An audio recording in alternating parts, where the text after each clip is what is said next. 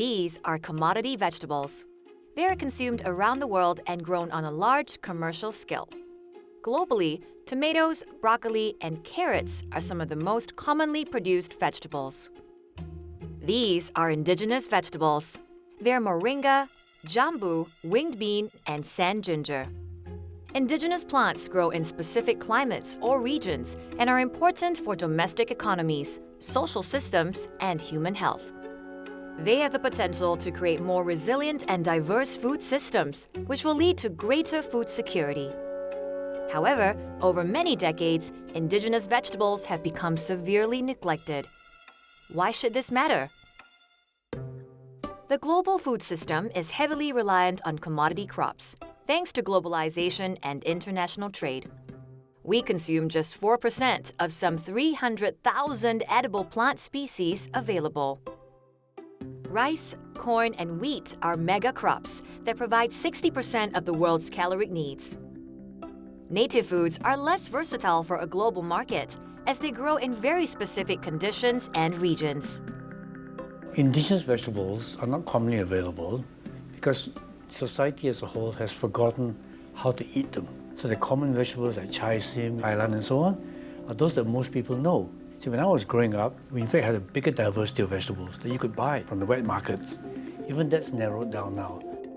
As commercial crops push out native fruit and vegetable species, food diversity is slowly wiped out.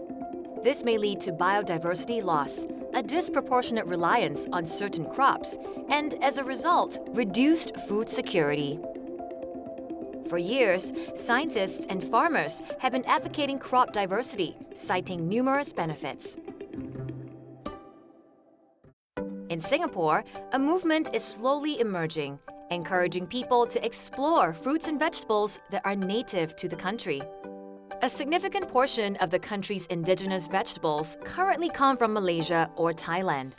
Without demand, it is not viable for domestic farmers to grow these plants commercially. We should all put some effort and emphasis on learning about indigenous fruits and vegetables, things that are grown in the Asian climate, things that give us a lot of nutrition, but that are not understood enough and they're not valued enough. Adding indigenous foods into our everyday diets is easy. Vegetables like winged beans, moringa, and ulam raja can be found at most wet markets.